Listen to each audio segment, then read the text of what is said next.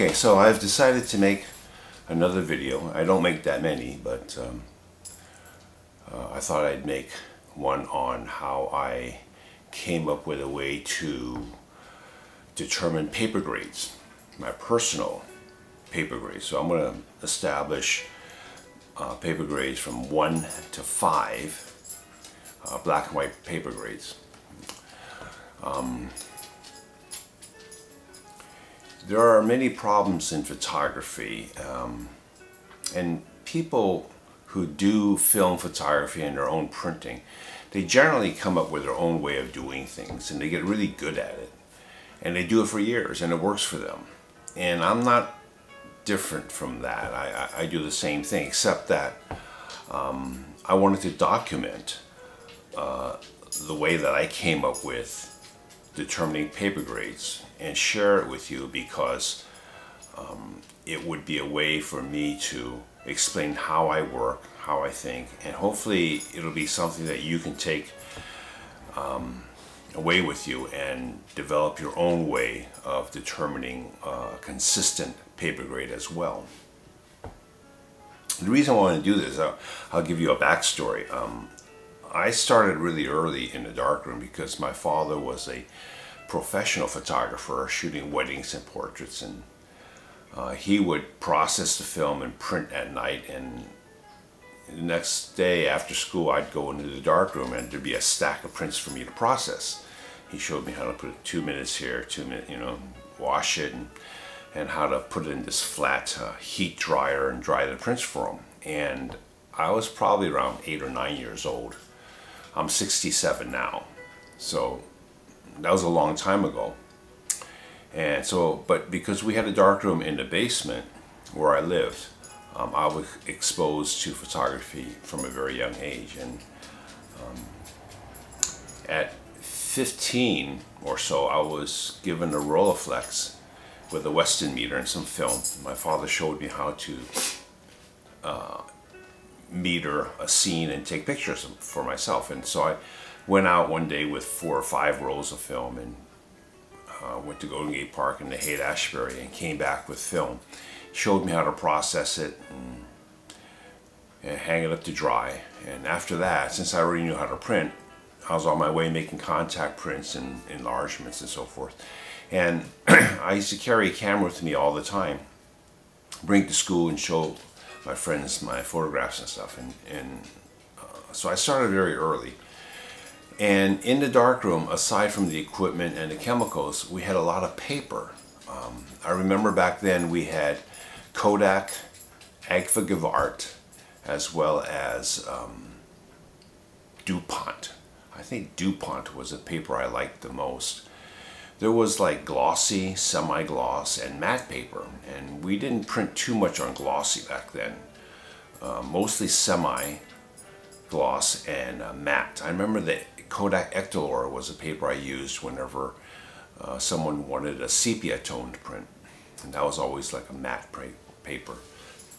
And aside from the different manufacturers, we had different paper grades. Back then there wasn't any multi-grade, no poly contrast paper, so we were dealing with grades 1, 2, 3, 4, sometimes 5, not too many sheets of 5, but and once in a while grade 1.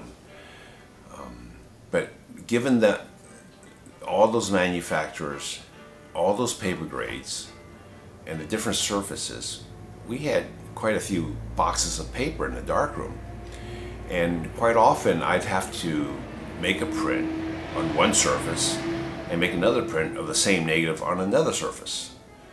And even though I used the same paper grade, they wouldn't match. The contrast would jump when and my father would give me 10 bucks. I'd go to Gary Street. Back then Adolph Gasser was on Gary Street in San Francisco, and Adolph would sell me number 3 paper or whatever I was told to buy, and come back and we tried to match it, and it wouldn't match, even though they were both number 3 paper.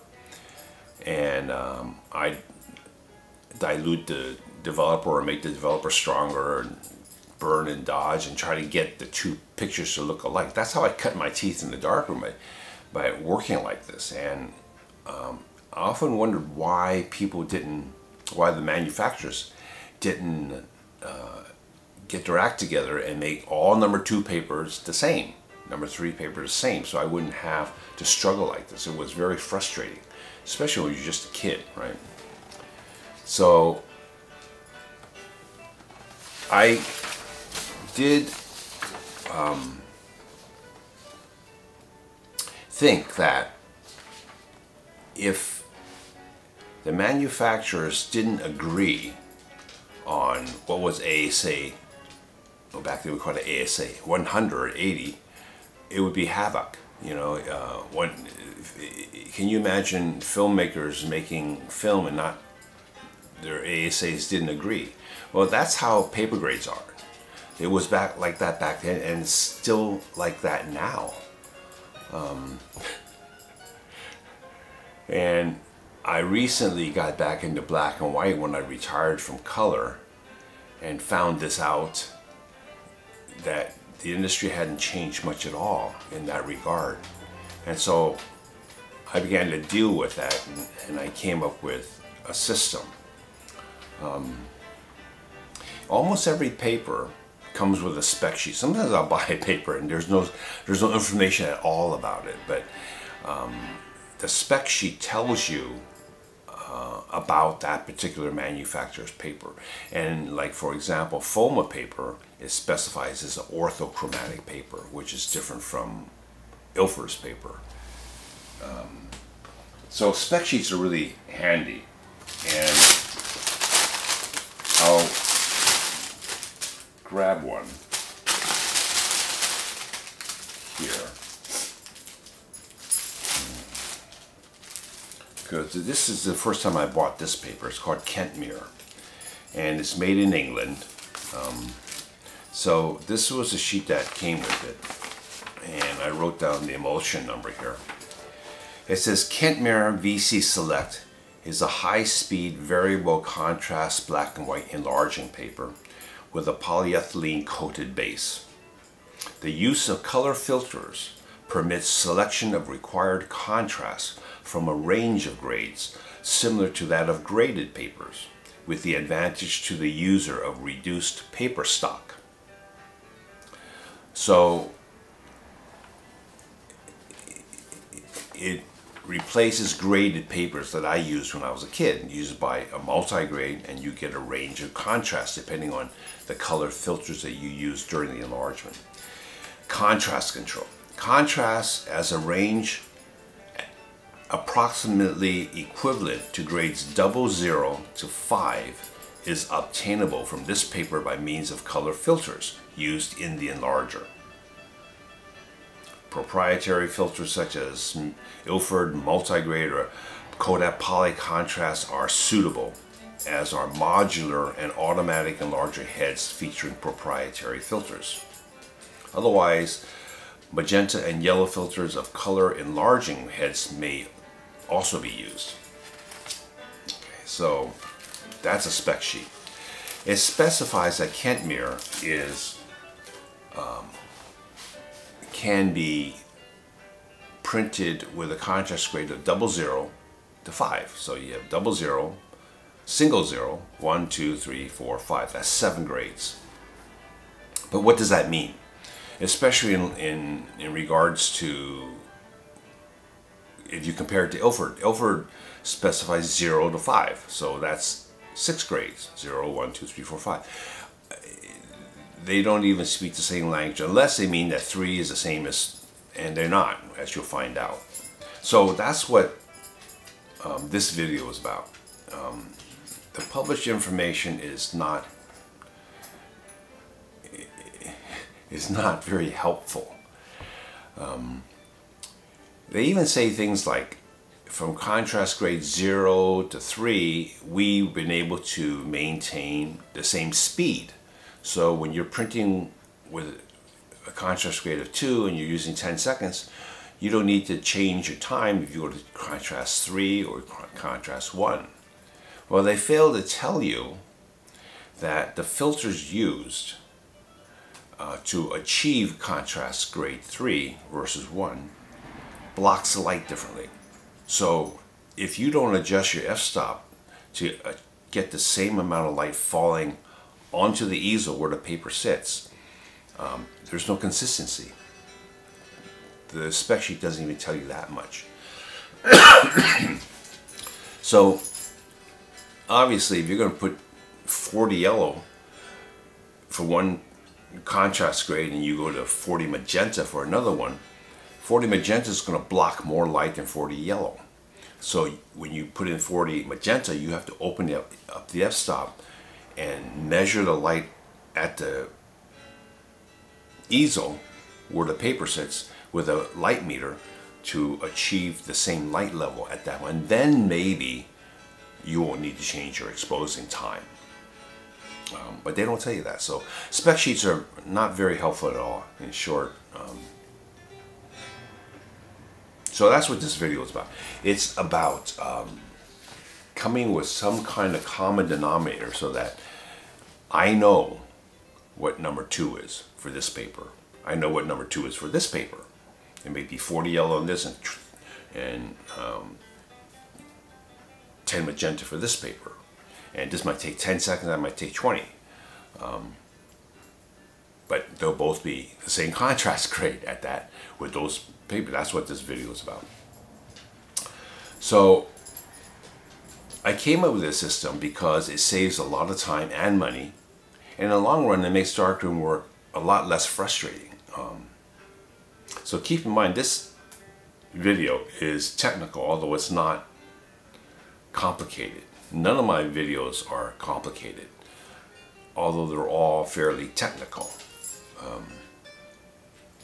And I want to thank Richard Polotowski at this time because he fixed my Macintosh computer. So I'm going to import this video into iMovie and I can adjust the volume of my voice so that it comes out clearer than my other videos, because there's been issues about I'm speaking too soft. And so with the help of Richard, he fixed my Mac. Richard's been a big help for many, many years, so I want to thank him for that. Now, previously I had made a video maybe 4 or 5 months ago on translating data, taking information from this paper, whatever I use for this paper, and now I know if I want to change to this paper, I can translate the data so that I don't have to test from scratch when I go down. And this video is about that, but it expands on that. And when I did that video, I used my own 21-step tablet. And that is right here. This is my 21-step tablet. I made this, and this is actually a large one I made. And if you haven't seen the second video that I made, number 2 of 14, that's the one where I talk about paper response to density range. And that's very important. I started with that video because obviously if you were talking about making prints, you want to know how that photographic paper responds to density so that you can make the best negative to print onto that paper. And a lot of people don't realize how important that is. So I start with that video, and I used a Kodak step tablet which covers a density range of 3.15, which exceeds the capability of paper. Paper can't reproduce such a long density range. And I narrowed it down to 1.65 in that video, and I explained why. So if you want, you could refer to that video to see how I came up with 1.65. So this is 1.65.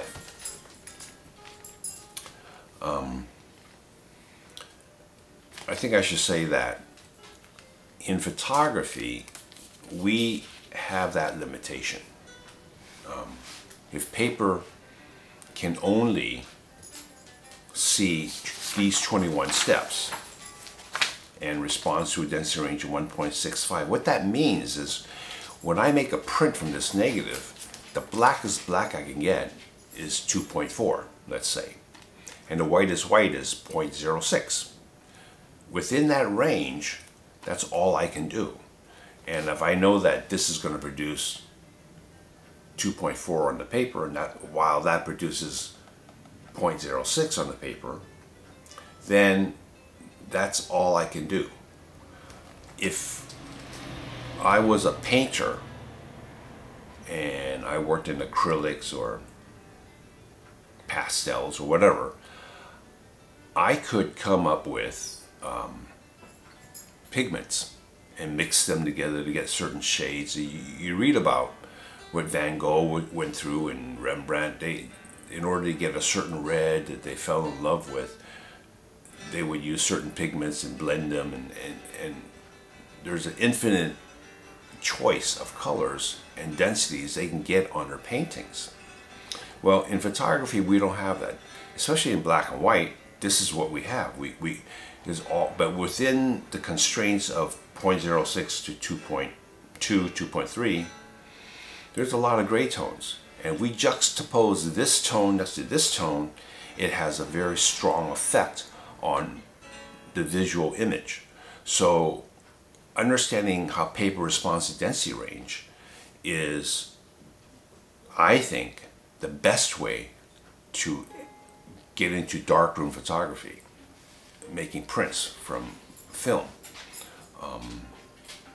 It's advanced in that when you first start photography, you don't start with that. You start with a camera and how to load the film and learning the assay and the depth of field and how the shutter speed in conjunction with the aperture opening will give you the right amount of exposure and all that. And that's all valid.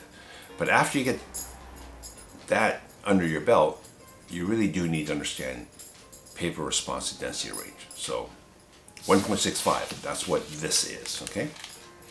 And I realize this is kind of difficult for you to see, so I scanned it and made this. So this is this. The clearest area of the film, when put on a densitometer, the light passing through this area gives me a measurement of 0.37.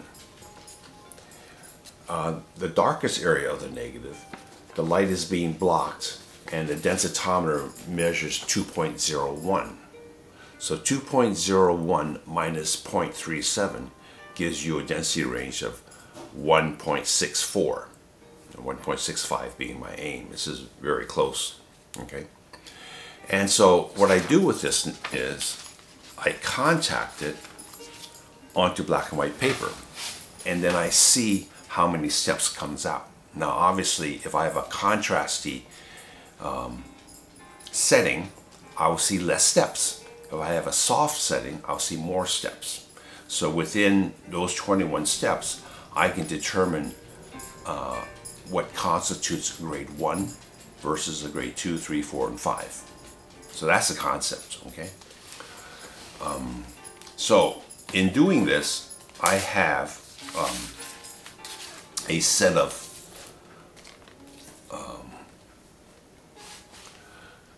procedure that, you know, it's my my ground rule, so to speak.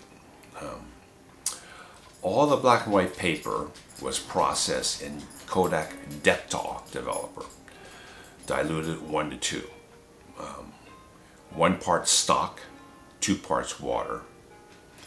And the temperature of the developer was kept between 72 and 73 degrees. So I just kept the thermometer in the tray of developer, and when the temperature dipped a little below 72, I turned the heater on underneath it, underneath the sink for 2-3 minutes, turn it back off. It would raise the temperature back up, not quite to 73, and I kept it at that constant temperature throughout. All the fiber paper, in this case I used Ilford fiber and Foma fiber paper. All the fiber paper was processed for 2 minutes and 15 seconds. And all the RC papers I tested was processed for 75 seconds. Okay, all at same temperature, same developer, same dilution. And the light level was kept at a constant 2.20. That means that I have a light meter, which my brothers and I designed. We designed this light meter. We sold it along with our software back in the 1980s when we had our software company. You put the light meter on the easel where the paper sits. The projecting light is projected down onto the meter, and we adjust the f-stop until it reads 2.20. And this is with all the lights off.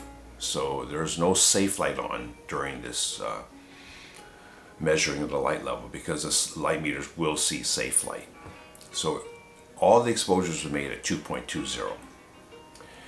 And so the only manner in which I adjusted the density, if I wanted a darker print, was I only adjusted the time, 10 seconds versus 12 seconds. So it kept it really simple. I didn't have to worry about f-stop versus time. I only adjusted time in order to get the density I wanted. The papers that I chose to try were Ilford RC paper, multi-grade, Ilford fiber paper, multi-grade, the Foma RC paper, which I had never tried before, the Foma RC paper, the Foma fiber paper. Then I tried Arista, which I had never tried before, Oriental RC, and I had used Oriental fiber before, but never the RC, the Kentmere, and a paper called Multitone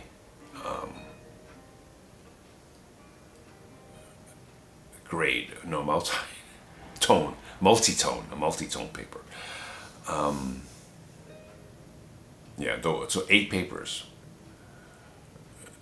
There was one other paper from Hungary, I think. I didn't buy because it's so expensive that I didn't see myself buying that. ADOX. Yeah, I didn't purchase any ADOX. I had tried the ADOX fiber paper about 3 years ago, and it's okay. It was fine. But when I researched the cost of all these papers, I didn't purchase the ADOX RC paper because it was just as expensive as the Ilford RC paper. And the reason why I started doing this was because I decided on a new project. And the project is in honor of 21 photographers that are gone. And rather than work in a manner that I worked before, I thought, well, I'll do it more systematically. I want to find out the best papers to use. I'm pretty much settled on the Foma fiber and the Ilford fiber. Both those papers I like a lot. They're different, but I like both of them. But in order to keep my costs down and the time in the darkroom down, I do my testing on RC paper. I do testing on RC, and I file prints are done on RC paper. It develops faster, it's easier to wash, you can hang them up and dry. You don't have to worry about them curling and flattening them and so forth. So, but I never print any finished prints on RC. All my fine art black and white prints are done on fiber paper. And so when I researched all these papers, I found out that the Ilford RC paper had gone up to 27 cents a square foot more expensive than anyone else's RC paper. So I felt I didn't really need to use Ilford RC since these are just test prints anyway. And the ADOX was just as expensive, so I didn't purchase the ADOX RC paper for that reason. Because I knew if I'm not going to spend that much for RC paper, I limited it to about $1.27 a square foot for RC paper. And both the ADOX and the Ilford is more expensive than that. So even though I've used Ilford RC paper, I'm not going to use it anymore. So that was why I wanted to find an RC paper to replace that. So 8 papers. So before I will make it quiet, guys. Mailman. So when I contact, this is a contact print from the grayscale that I use in the darkroom, and it's under glass, so that there's no flare. The steps are clearly visible. They're large enough to be measured on a densitometer, and on the back I write down the information behind the exposure. So this says Ilford 100 yellow, 2.2 light level at 53 seconds. And after I process it and dry it, I write it on the front. And then I take measurements on the densitometer, and what I shoot for is I try to make this nearly as white as a white paper base. And then the second step just begins to come out. I don't know if you can see that. This just begins, you can see that separating there. And this is white. So that measures 0.07. This is 0.11, 0.16.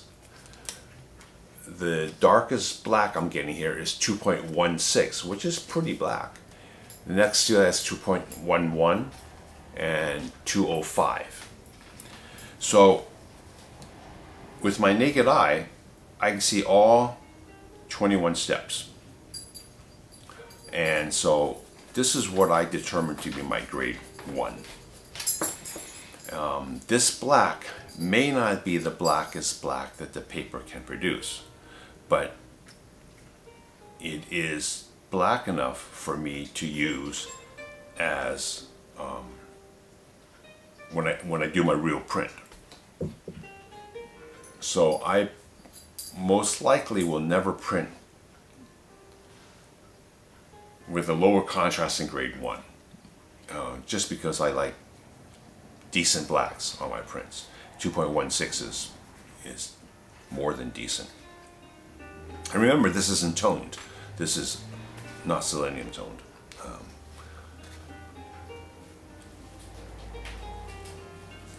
Grade 1.5. Okay, so this was 100 yellow at 53 seconds. This is 60 yellow at 35 seconds on the Ilford fiber. And this is what I call grade 1.5. And what determines 1.5 for me is when I do reach D max. This is the blackest black that paper will produce. So this measures 2.24. And any more exposure is not going to give me any more black. So the idea is you give just enough exposure to get your maximum black and not any more exposure. So this is my ideal. 1.5 is, if my negatives are perfect, I'm printing on grade 1.5 and I'm getting the D max. Now, I know that it's a D max because even when I go to, grade 4, this being grade 4, my D max is 2.28. So, 2.25, 3, that's about as black as this paper will get. Now I realize it's hard for you to see this because it's dark and small. So what I did was I scanned this in. I scanned all of these in, and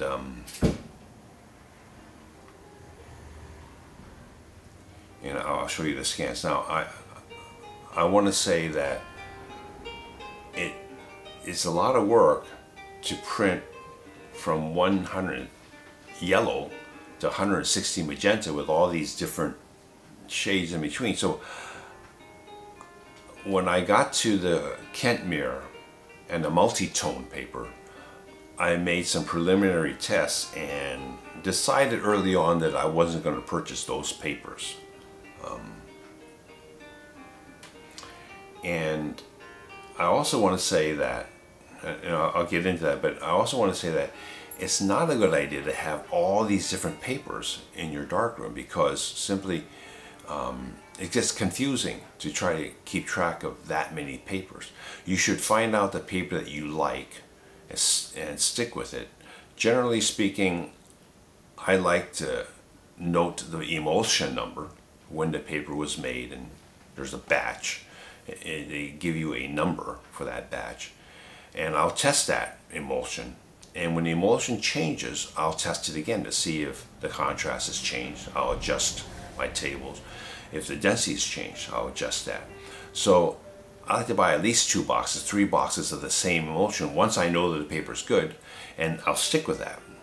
And when I get down to a half box left, I'll buy 3 more boxes, and if it's the same emulsion, great. If it's not, I'll test it again.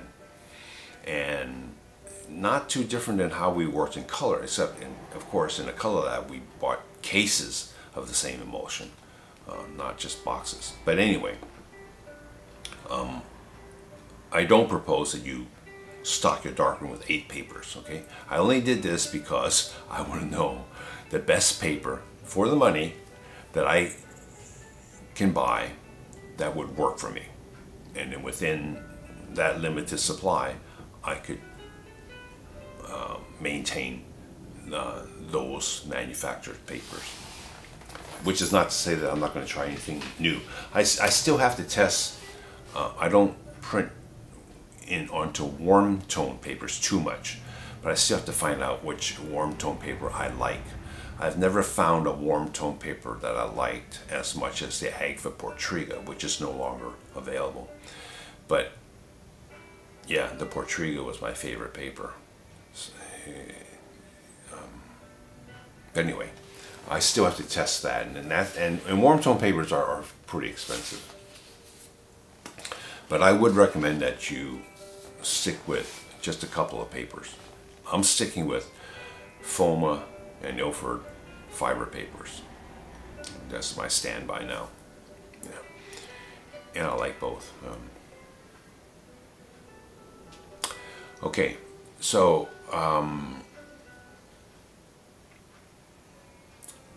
oh yeah, okay, here we go.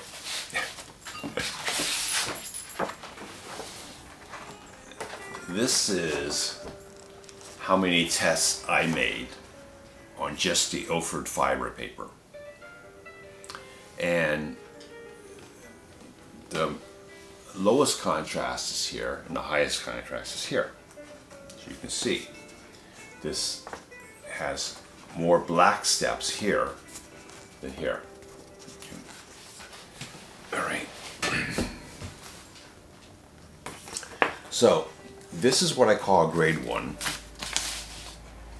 And I basically scanned these originals, and I typed in so that you can read this. Ilford fiber multigrade paper, 100 yellow, 2.2 light level, 53 seconds.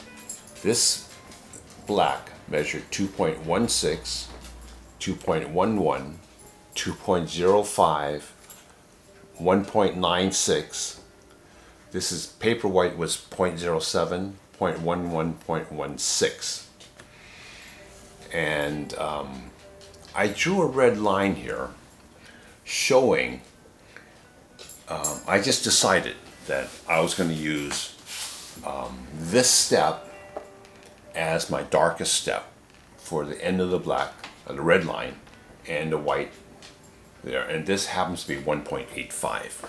So I can easily see white to 1.85. So I arbitrarily chose that as my determining density to specify the paper grade.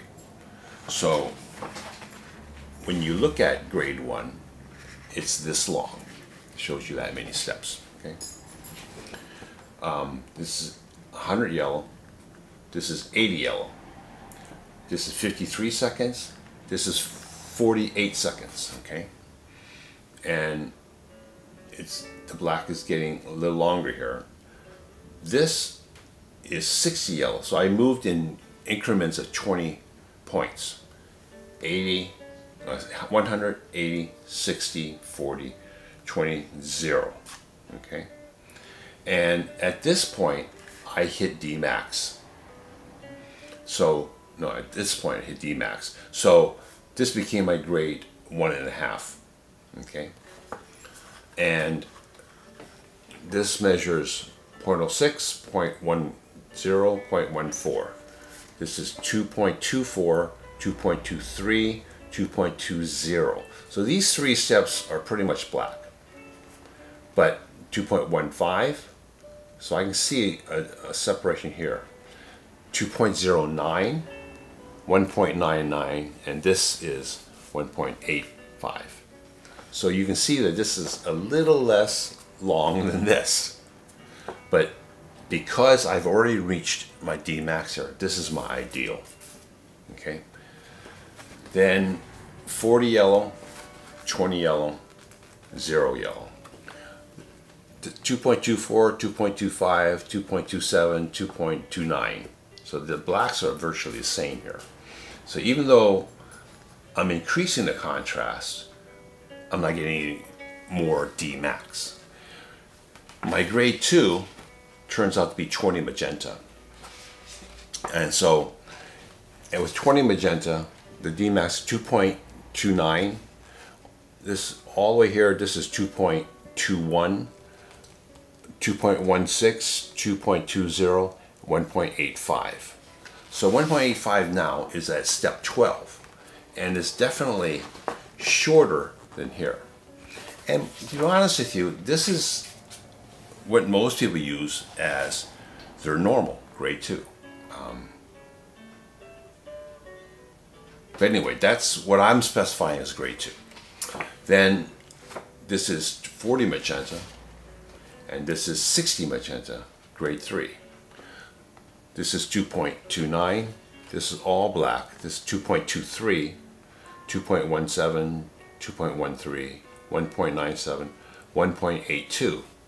So you can see that grade 3 is shorter than grade 2. I very seldom print here. Most of my names right here. Okay.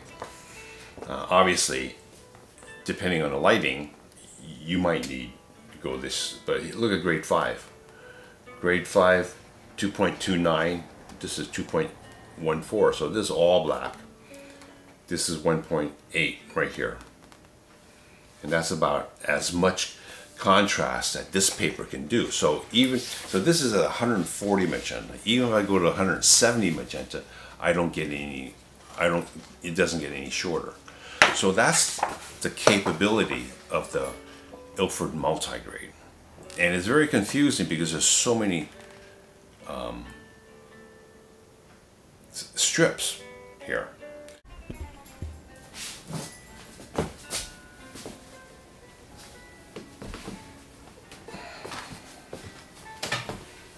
Okay, so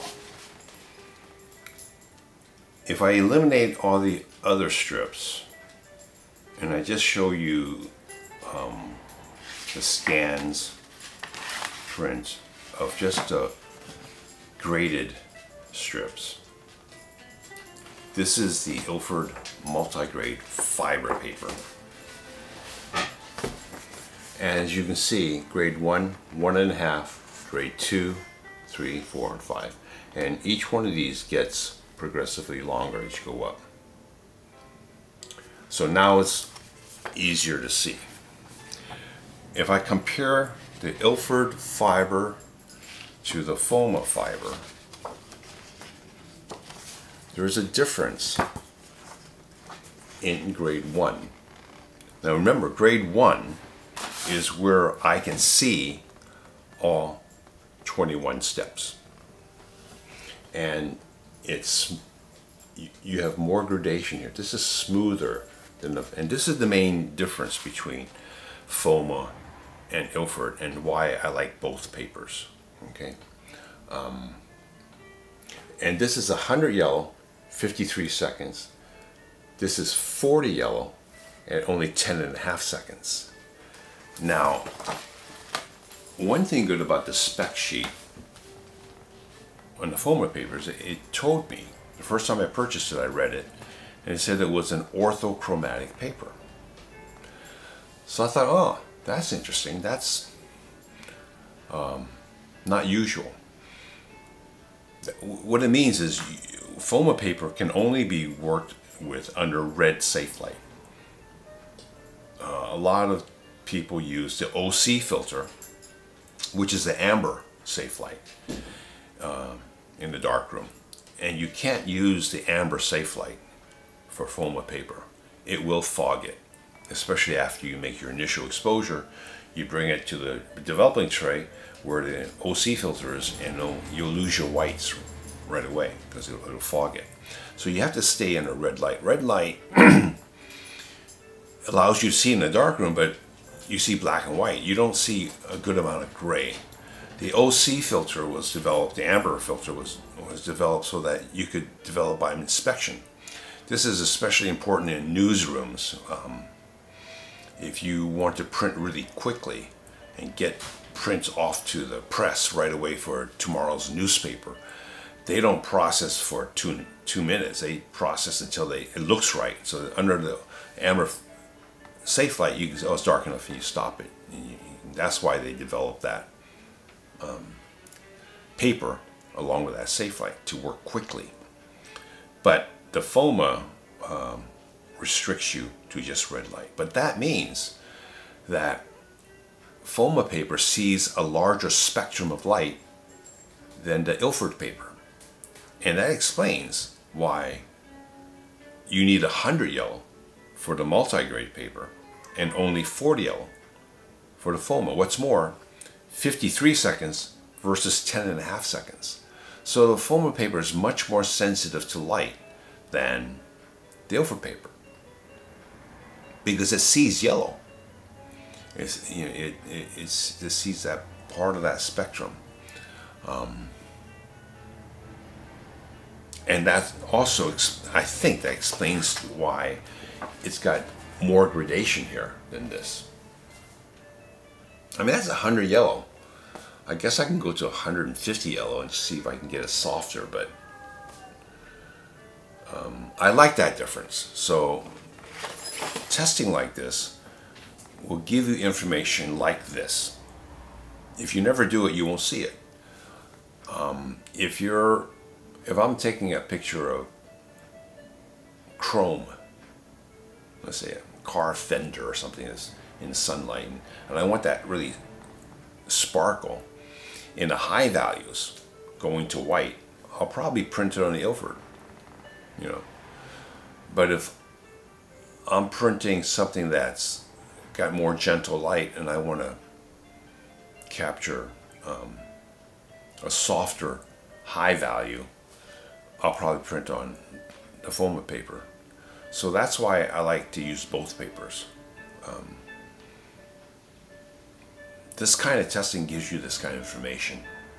Okay, but once you get beyond grade 1 and 1.5, okay, these red bars, this is a little longer than this a little longer than this, but once you get to grade 2, they're the same. Okay, so this stops at 12, grade 2 stops at 12. Okay, and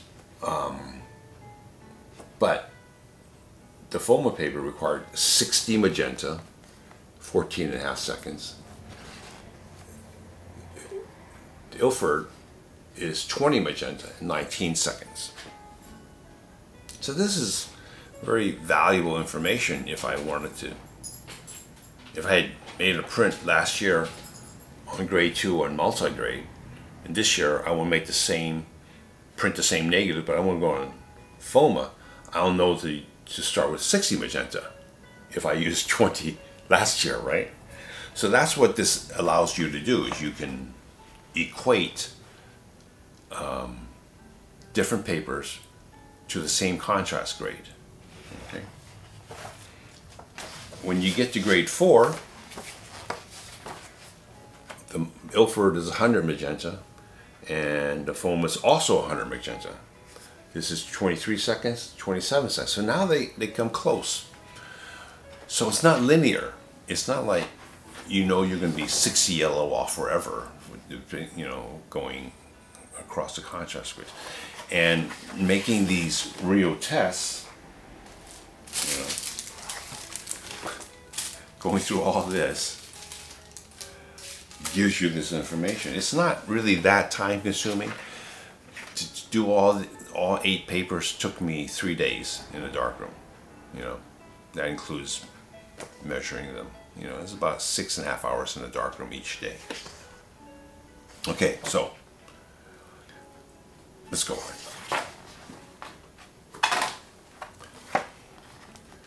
So this is the Foma RC paper. Oh, I don't know. Let's compare the Foma RC with the Foma fiber. This is interesting.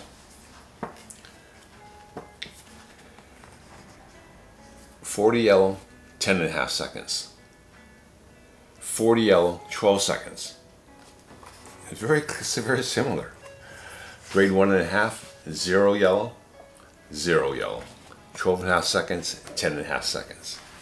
Grade 2, 60 magenta, 14.3 seconds.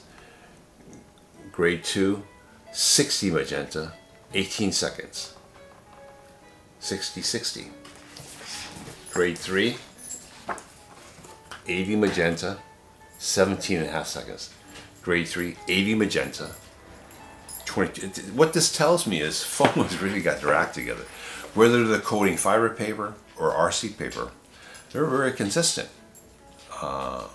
They obviously know what they're doing. Now, granted, I haven't tested that many of their emulsions, but so far it looks really good. Let's compare the Ilford. This is the Ilford multi-grade fiber paper. The Ilford RC paper multi-grade. 100 yellow, 53 seconds. 50 yellow, 25 seconds. So the RC paper took a lot less exposure. It was half the exposure of this and half the filtration. So Ilford isn't, at least these two emulsions aren't as similar as those two emulsions. I mean, in time I will know, but it doesn't look like Ilford's as consistent. Grade 1.5, 60 yellow. This is 20 yellow. 35 seconds, 20 seconds. The length's about the same. This stops at 15.5. This stops at 15. So the contrasts match, but the exposures don't. Okay. So you can see these lengths are consistent. Grade 5, 4. So that red bar is what is determining my contrast grade for 1, 2, 3, 4, and 5. Let's compare. Now this is interesting. The Oriental paper. I'm most familiar with Ilford because I've been using it for 30 years. So I keep using the Ilford fiber paper as my comparison. 100 yellow. The Oriental paper requires 60 yellow, 7.5 seconds. But look, the D max is 1.48. In order to see all 21 steps, I had to use 60 yellow, but the black's only 1.48. So this isn't contrast grade 1, it's 0 or double 0. At grade 1, similar to this, I'm getting to 1.85, but then I don't, this merges now. I don't really see all 21 steps anymore. In order to see all 21 steps, I have to make it so soft that I'm only getting a 1.48. And another thing is the highest contrast grade I could get was grade 3. This is 160 magenta, and I got it to 1.95, which is a decent black. I mean, it's not quite 2.0, but this is enough to tell me that I'm not going to buy Oriental RC paper anymore. It doesn't, I don't generally go above grade 3, but the black's not that great. And I have no use for a print with a 1.48 black. So I only have this range, 1.5 to 3, to work with in this paper. See, that's what this kind of testing tells you. Otherwise, no matter what you do, you can't get a strong black. You can't get the contrast up to grade 4, which you might need. So Oriental RC paper is out. Kentmere. Kentmere is another one. See, the first test I made with 160 magenta, I only got a 1.92 black. So I know I'm not going to buy that anymore. I only bought 25 sheets of 5x7, but I want at least a 2.0. I'm used to 2.1. I mean, Ilford RC is a very good RC paper. Probably why they charge more for it. You can get 2.1 on Ilford RC. So I want at least a 2.0. This is only 1.92. The Multitone. The Multitone RC paper, even with 170 yellow, I couldn't see all 21 steps. The DMAX is 1.84. I couldn't, these all merge anyway. So the softest I could print only showed me 17, 18 steps. So that's out. I mean, it did get to a 1.99 when I used 160 magenta, but don't forget my ideal gives me a DMAX 2.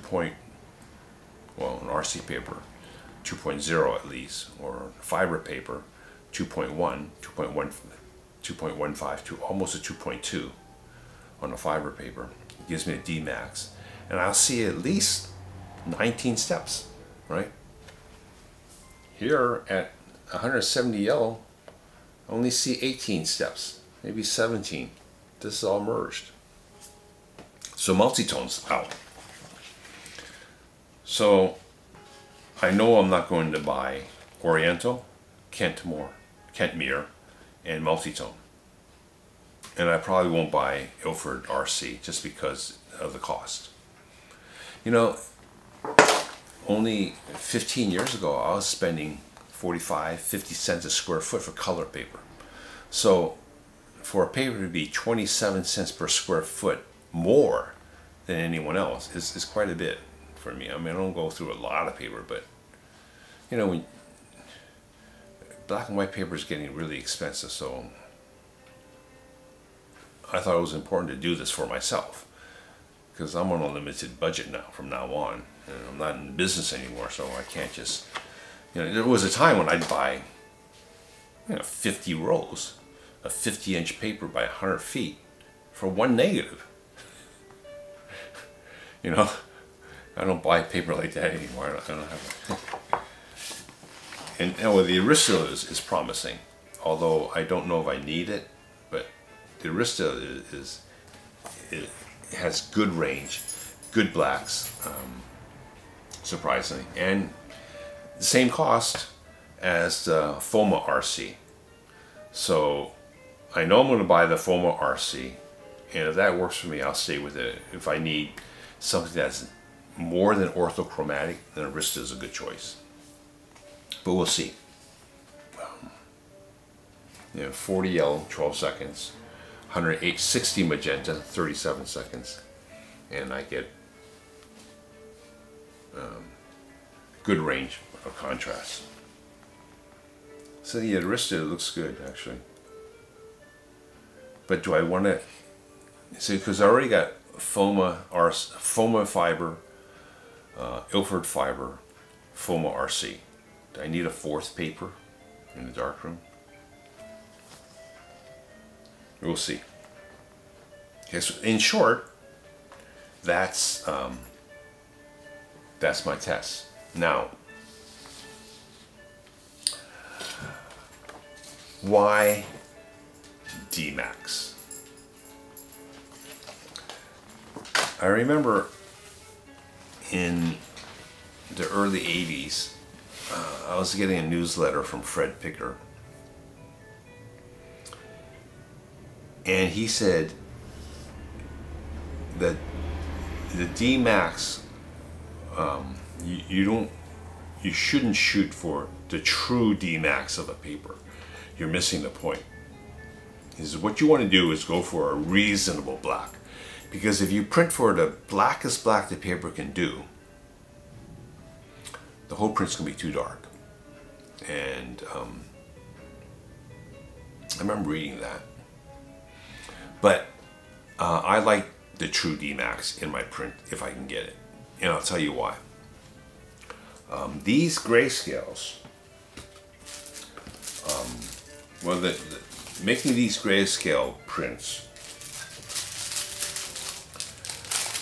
from my negative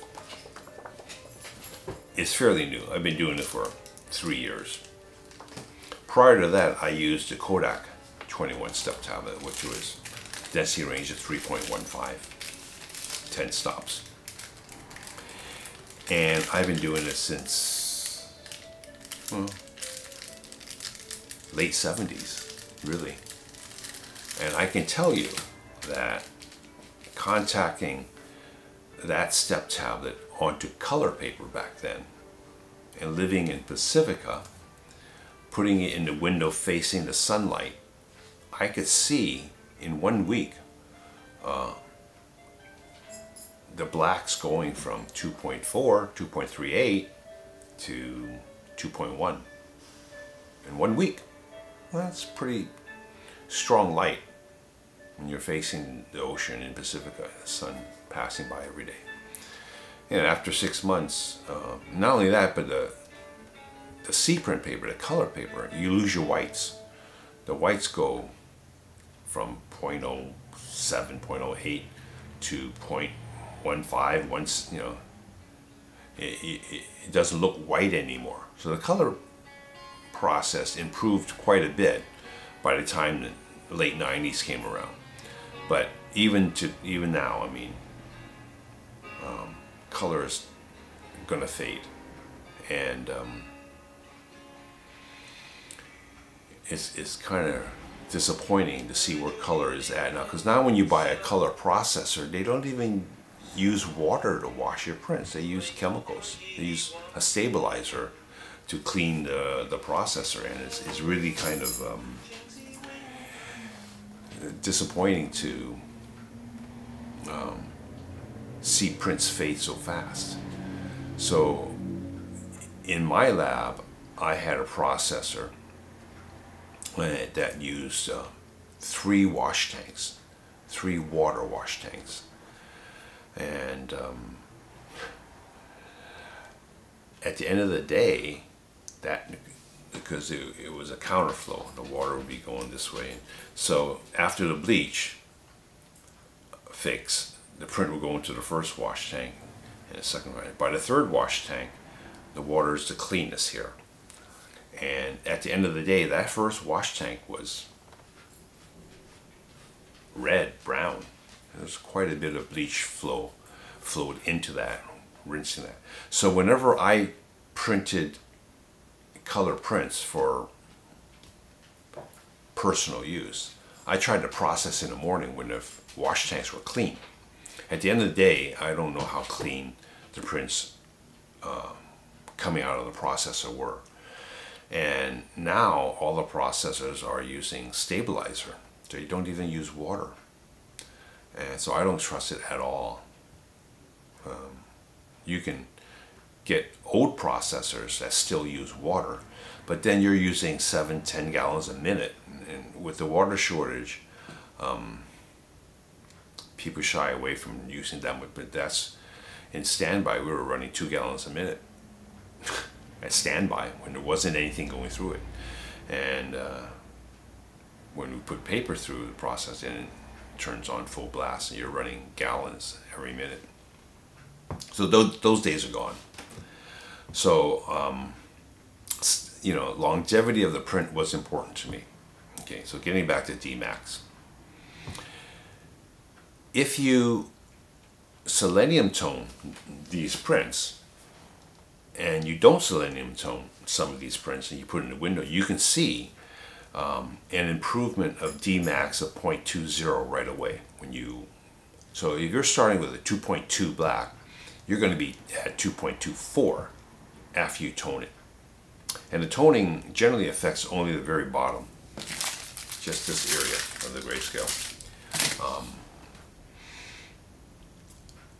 After you put in a window for a month, that 2.4 is going to go to 2.2 if it's selenium toned. If it's not toned, 2.2 go to 2.05. You know, after 6 months, a year, that 2.4 will become 1.9. If it's not toned, it's going to be less than 1.8, 1.75. So selenium toning really does add stability to your print. Now I know this because I've done it. Done it since the early 80s on both black and white and color. And it's not a good idea to display your prints in the window light, by the way. But even if you just put it in your living room where there's available light, in 35 years, your 2.4 is going to go to 1.9. And I know that because I've done that. I have prints that I completed in the early 80s that I measured on a densitometer, and I was able to measure it again just recently. And what was once black at 2.4 is now 1.9. Okay, so you can imagine, like Ansel said in one video of him, he says, "Oh, I got a 2.0 on this. That's getting wet. That's getting up there." So he was happy with a 2.0 black on his print. But after 35 years, 40 years, that 2.0 is going to go down to 1.8, 1.75.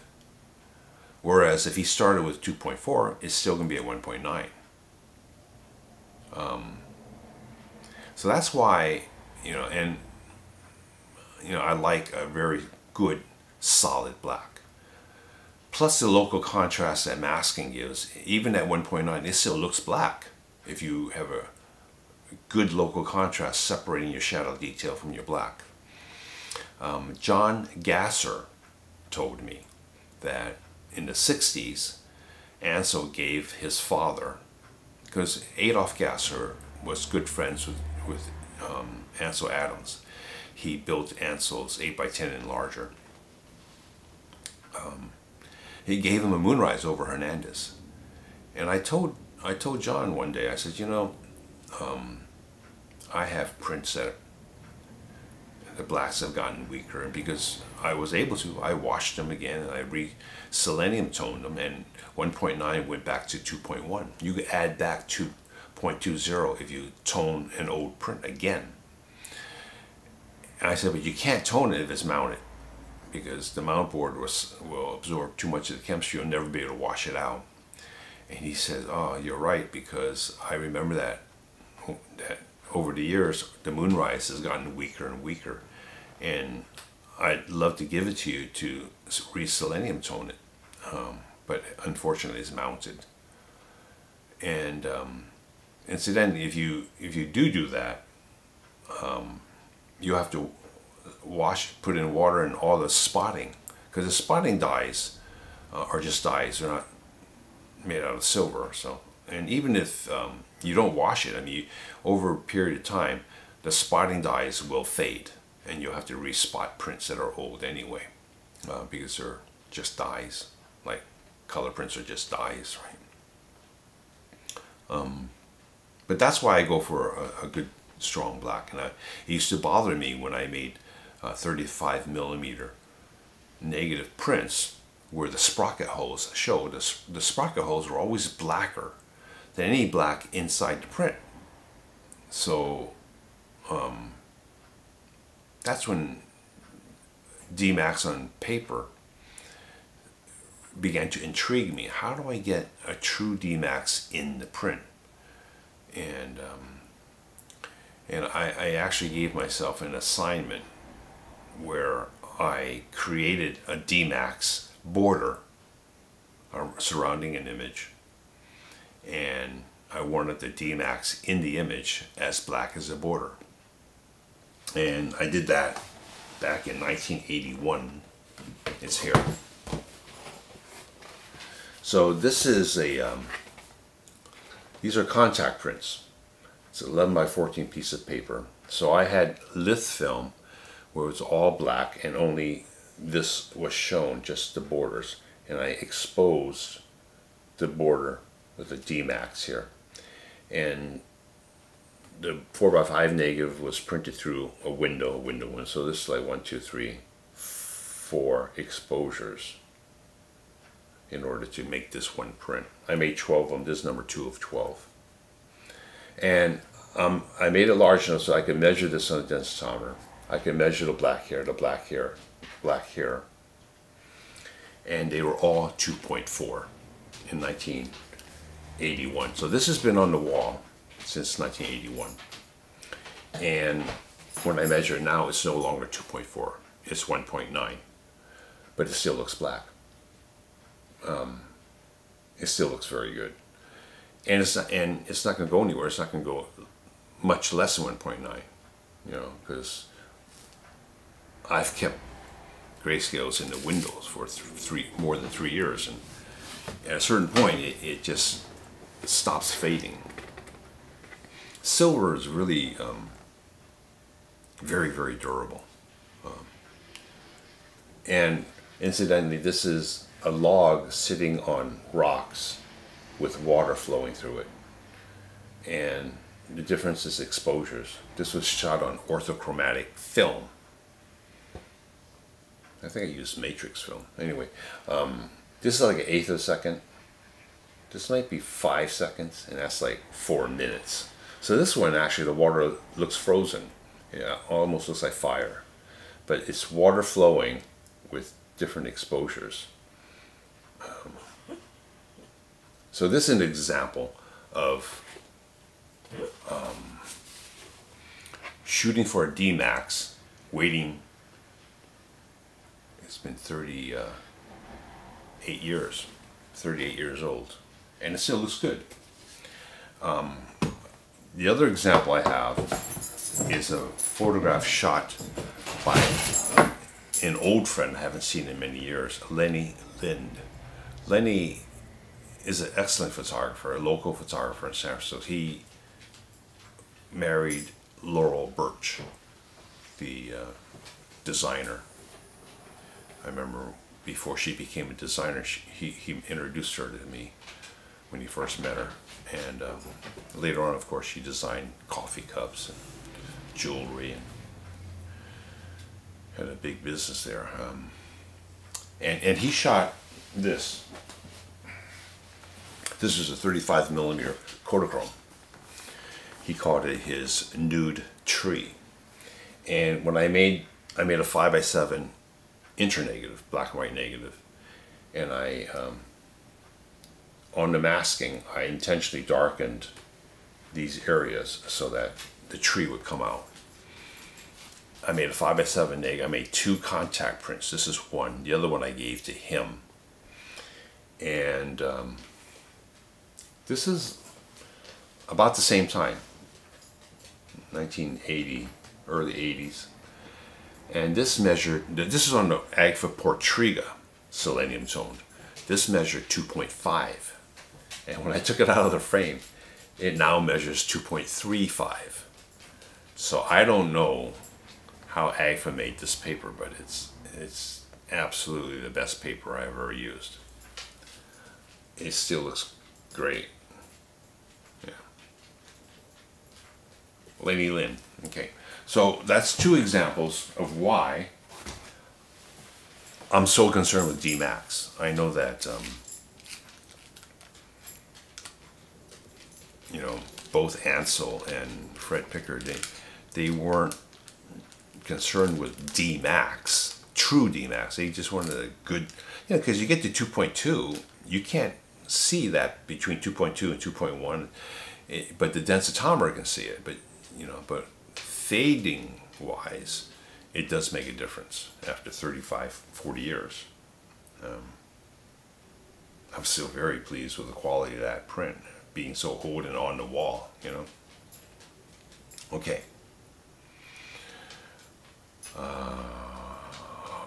Good, right. Let's stop here and I'm going to take a break.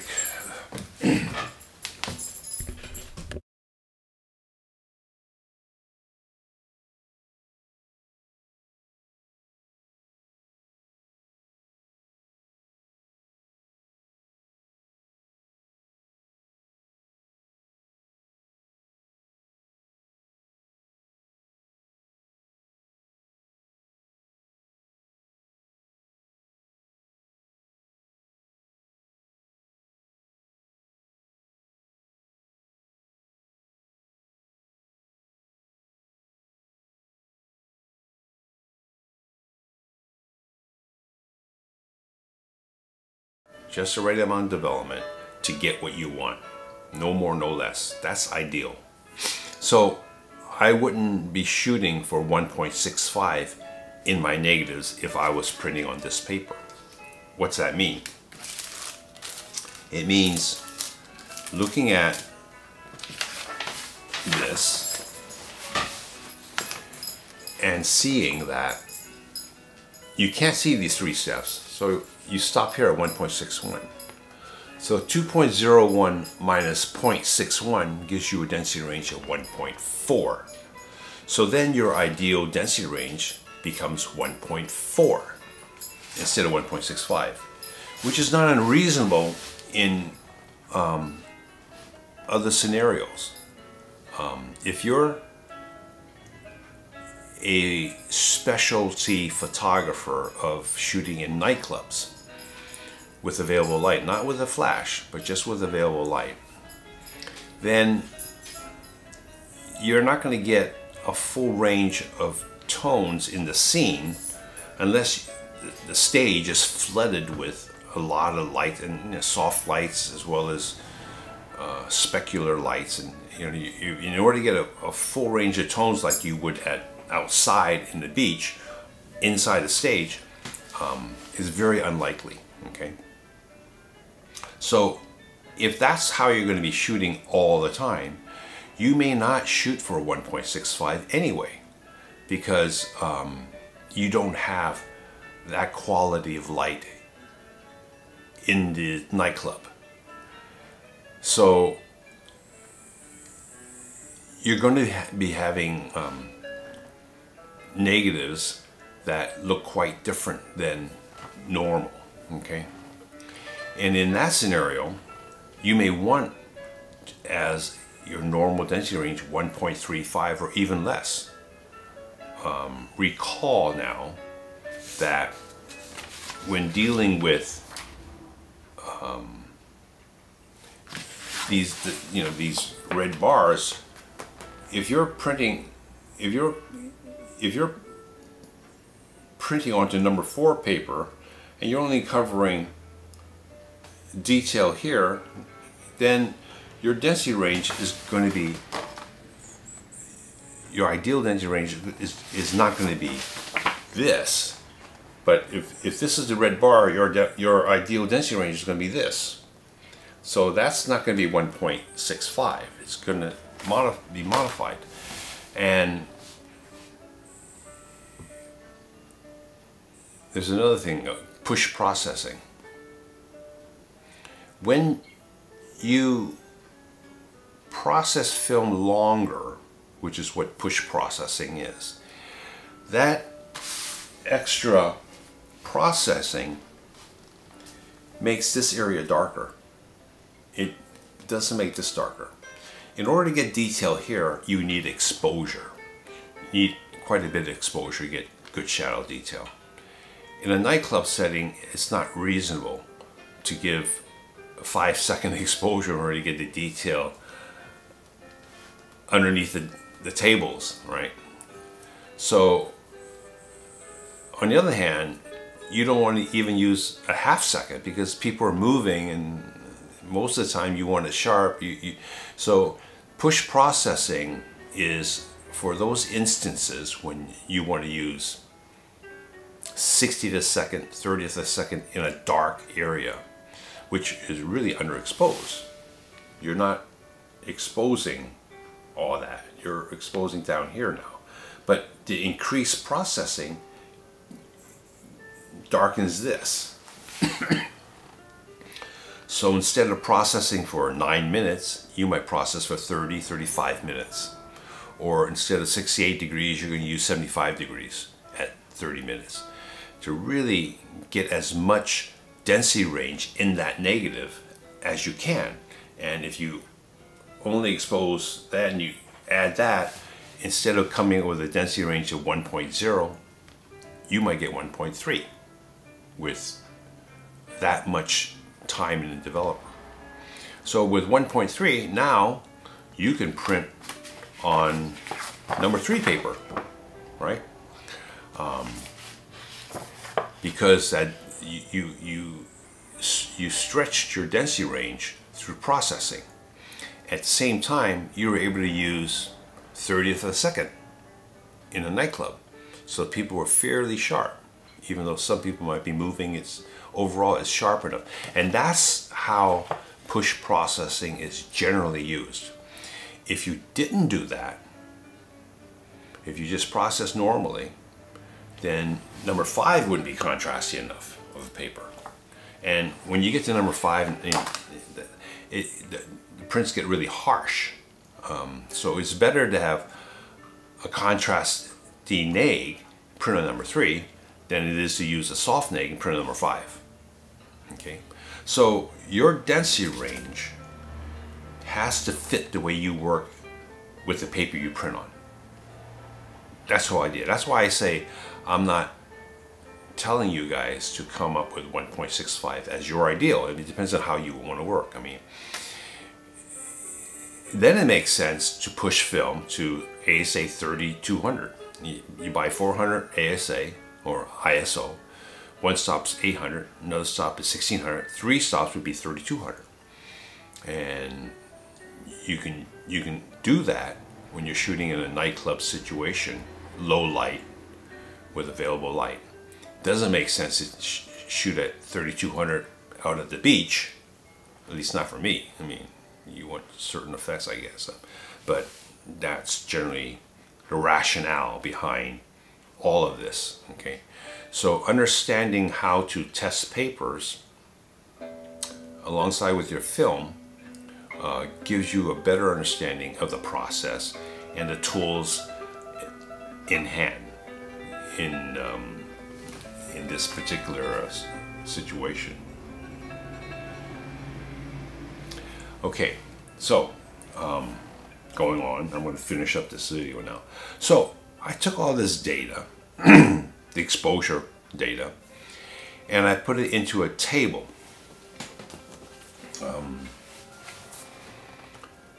This here is the Ilford fiber paper measured against the Foma fiber. Okay, so this is the Ilford fiber paper. I put the emulsion number here. This is the Foma fiber paper with the emulsion number here. I designated grade 1, 1.5, 2, 3, 4, 5. So if you remember, the Ilford fiber for grade 1 required 100 yellow. Everything's 2.2, 53 seconds. Whereas the Foma used only 40 yellow at 10.5 seconds. Okay. Grade 1.5 went to 60 yellow, 35 seconds. On the Foma it was 0 yellow at 10.5 seconds. For grade 2, 20 magenta at 19 seconds. The Foma required 60 magenta at 14.3 seconds. So, and then my other strips created the ones in between. As a matter of fact, I went from 100, 80, 60, 90, and 70 is just interpolated. So I created data in between those points. And since this was 35 seconds and that's 53 seconds, I created exposure values in between 41, 48, 50 to 53 seconds. So trying to visualize a curve, I just drew a straight line and created data points in between my real data, which was 180, 60, so forth. So I have a whole table here. Now, if I had my brother to program for me like I did before, I would just create these tables. I didn't have, and the software would allow me to say, oh, what did I print this with? I printed on Foma with this exposure. Now I think I'll print it on Ilford, and it'll find it. It'll index and it'll say, oh, use this now. And that's how our color translating program worked. But because I don't have my brother to program for me, and I never wanted to learn programming, I have to create a separate spreadsheet for each set of data that I want to use. Okay, so this is a table for the Ilford fiber measured against the Foma fiber. This is Oriental RC, which I have to admit, I bought 10 sheets of 25 sheets of 5x7 paper for all this RC paper to keep the cost down. But I assumed that the Oriental RC would be great, so I bought 50 sheets of 11x14. So I have a lot of that left that I have to use up. So I'm going to use it even though I'm not going to buy any more. The Oriental fiber paper was so good back in the 80s, I just figured the RC paper would be great. But anyway, so this is Oriental RC. So the Oriental RC, of course, gave me a 0 contrast at 6 yellow with 7.5. It reached 1 with 0 yellow at 7 seconds, which equates with the Foma 40 yellow at 10.5 seconds. Okay, but don't forget, the Oriental RC didn't have that great of a D max even at grade 1. So you see that even though there's this much that the Oriental can do, I can only use this because it only goes to 3. It doesn't go anywhere beyond 3. So all that data is basically useless. Does that make sense? And again, this is the Oriental going on to the Ilford fiber. See, again, I can't use that, so it only goes to grade 3. And so I have to set up the tables like this to equate grade 1 with this paper versus grade 1 on this paper, grade 2 on this, and it follows not only the filtration, the filter pack difference, but the density difference. So I have all these spreadsheets. I say, okay, Foma RC, the Foma fiber, this is pretty straightforward because this is 40, that's 40. You know, this is 0, 0. Grade 2 is 60, 60.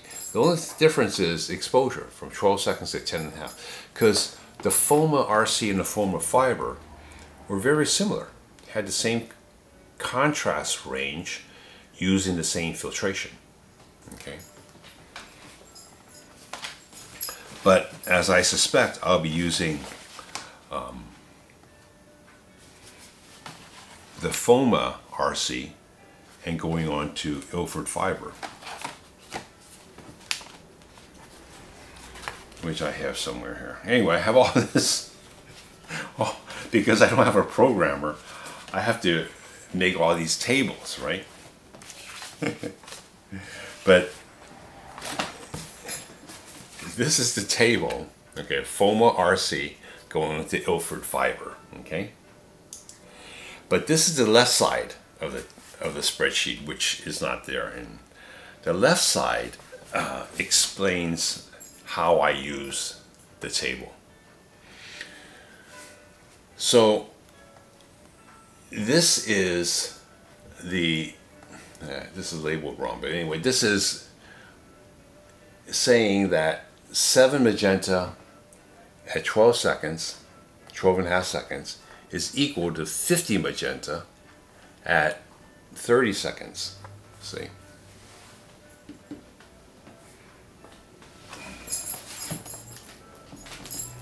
Okay, well. So that's what this side says. And it calculates the difference between 12.5 seconds and 30 seconds.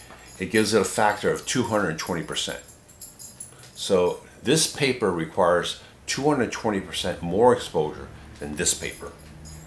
Okay, M11 is the index, and I have to do that manually because I don't have Pat to program for me. Pat would just write it, so it'll find the closest number and it'll index automatically. But this is the final exposure that I did on the RC paper. So I'm making a little 5x7, and I'm saying, oh, let's add 10 magenta.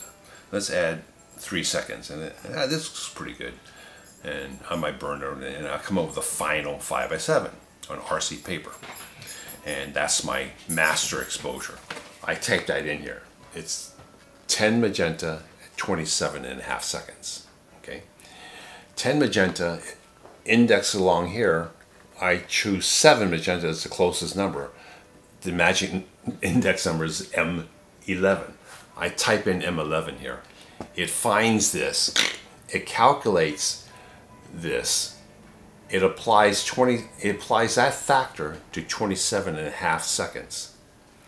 And it tells you to use 50 yellow at 66 seconds on this paper. So that's how I use my spreadsheet. That it's kind of how I program. See, in color, we make a negative, make an 8x10 negative, and it's got type and a logo next to an image, and and I'll make a contact print. And I'll say, okay, this is go in the darkroom, contact in, and the color looks good. I'll type in that exposure. Now we're going to go into this room on 50-inch paper. We're going to make a 50 by 60 inch print. Translate. Say, okay, when you go to that darkroom, use this. Or you go into that darkroom, use this. Oh, in that darkroom, use this. So it translates. We had a whole bunch of darkrooms, so that's how the color program works. This is a lot simpler, but it's the same idea. And in reality, this is what happens. So this print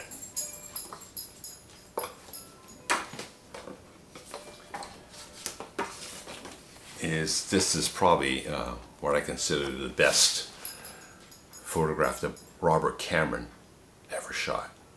He was friends with Louis Armstrong, and he bumped into Louis Armstrong in St. Louis in 1941, and Louis Armstrong told him, bring your camera tonight, I'm playing at so-and-so. He told the band, Bob has carte blanche. He can do anything he wants. He's a good friend of mine. He's walking around the stage. Let him through. He's allowed to be there. So Bob shot 14 4x5 negatives that night, and with a flashbulb, you know. And this great shot of Louis improvising on stage. And Louis Armstrong said, because Bob made him, had an 8x10 made, and he says, this is the best shot of me ever. I'm actually playing, and all those other shots, I'm just holding up the trumpet to my lips, but I'm really playing here. And you know, you see the sweat coming off his brow and spit coming down his face, and the handkerchief is really necessary for him to keep wiping himself. And of course, the flash blew out the detail on the handkerchief. I mean, it's on the negatives, but it's kind of like that Kodak negatives, 3.15 density range, right? And this background is all black. So if you print to see this detail, then this is all too light. You print that to see the detail here, everything is too dark. So of course you print for the skin tone, and this is too light and that's too dark. So I masked it back in 2005. It looked okay. I wasn't happy. Bob passed away in 2009. I got his films, not only this, but all his other films. And I kept working on it. And it get better and better. And I was never, you know, because I got too much detail out of here. It was not right. But I got the detail out. And then I thought about it. I thought, well, you know, the film curve goes like this, and this is called the shoulder, and this is the toe. So the toe never has good separation because it's so gradual, and the shoulder loses separation. If you don't hit the shoulder, you have really good contrast here. But because it does this, the handkerchief is all up on the shoulder. It's overexposed. So I had masked to get there, to get the detail, but I couldn't get the separate detail on the handkerchief to separate nicely because it was just too flat. You know, it was the shoulder of the curve. So I thought, I know, if I make another mask and I just expose the highlight of the handkerchief, then I can give an upkick to that shoulder and bring that contrast back in the handkerchief. And that's what I did. I made a preliminary mask that was all dark, just to, and even the handkerchief was coming out in this mask, and only the highlights were exposed. So the film was basically black. So I made a new mask. I made which that mask already had 2 exposures, and I made a 3rd exposure on the same sheet of film. I went and burned in just that, and I only needed no more than 0.10. See, this is why density range is so important. At that point on the curve, I only need a little upkick. So 0.07 to 0.1 was plenty. I only get a little bit of exposure, and I processed that mask and I put it on, and it worked. 14 years later, I finally got the print I wanted from this negative. So I'm really pleased with this. Now this took 0 yellow to 0.5 at 16. The film is so dark now that I added one. I didn't use 2.2. I added 1 stop. 16.7 seconds. And then I translated onto Foma fiber, and it says, oh, same, you know, 0 yellow, use 28.1 seconds. You know, or 2.5 at, yeah, 2.5, not 2.0. Okay, so that looked good to me. So then I made this. Now, what I do is I print it up to final size, and the 28 seconds is here. This is a little lighter, so this might be 15% less exposure, 15% more exposure. So I do bracket around the recommended exposure, but it turned out that this was right on. So then I made another strip test with that middle exposure, and it came out just right. So 2 tests, and then I made the final.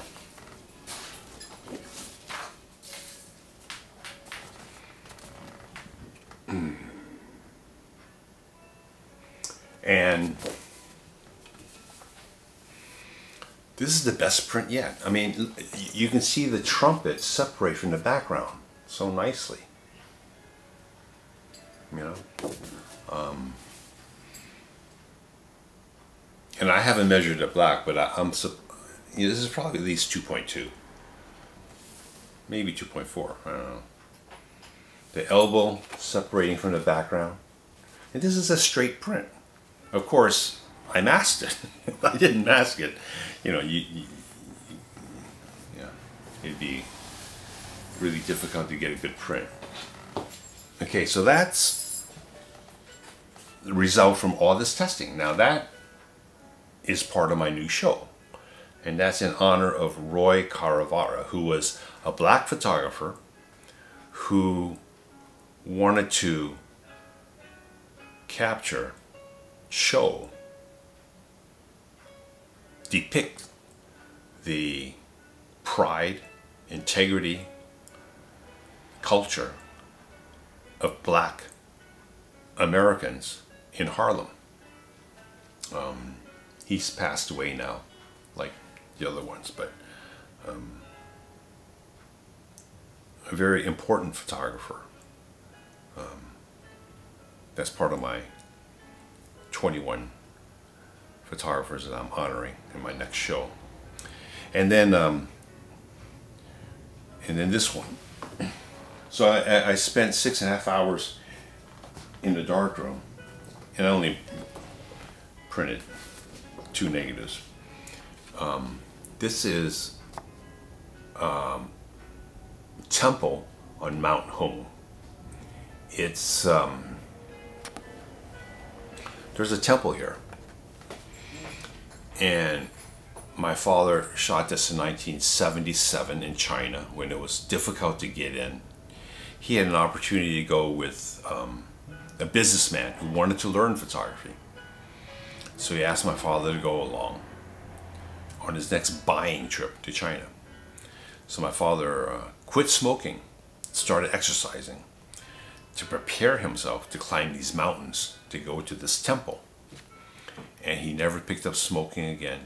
He continued to jog, took care of himself until he passed away in 2012. And I inherited his films. He never printed this because his original was pretty difficult to print. But you know, because of masking, I made it work. And so I made a 5x7 of this, and it required 40 magenta, 2.2 at 12 seconds. Going on to the fiber paper, it went from 12 seconds to 10.4 seconds at 2.2, and again 40 magenta on the Foma fiber.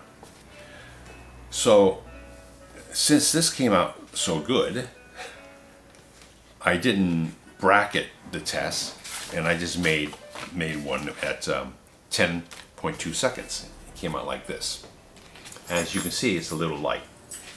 Okay, so I did add a little exposure, and I made a second test, which came out fine. I think I backed off a little bit on this, 5%. And then I made the final.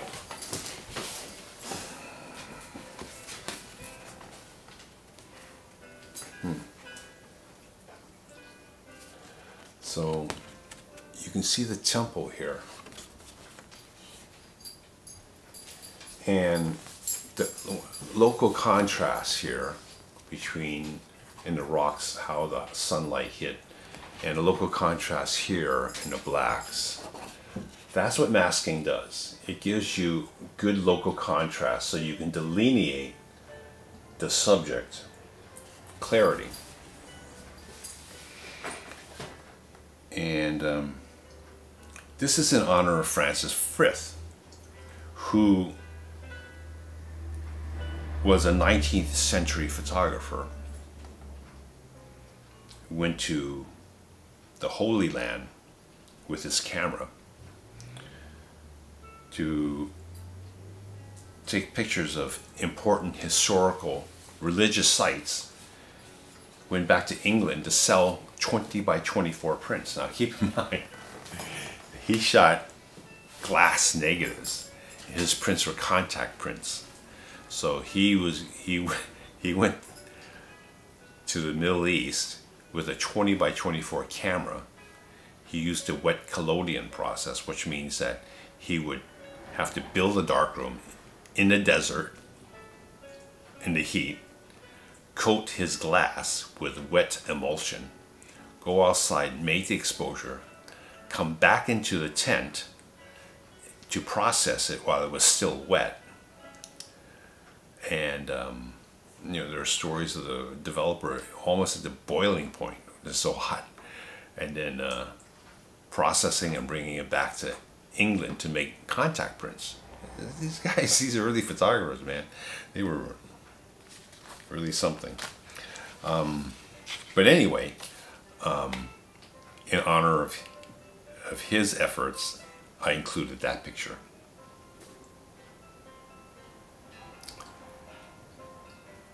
Okay, so that's it. That's the whole video lesson on how I come up with contrast grades. Now, if I buy graded paper, and let's say I buy Foma grade 2, I'm going to contact it, and if it falls into grade 2.5, it's 2.5 to me, not 2. I'm going to follow this chart now from now on. So, you know, a year from now, 2 years from now, if I print on another paper and I print it on, you know, and it's simple. I just contact the same grayscale and I determine what that paper is producing, or what would produce the same contrast I used 3 years ago.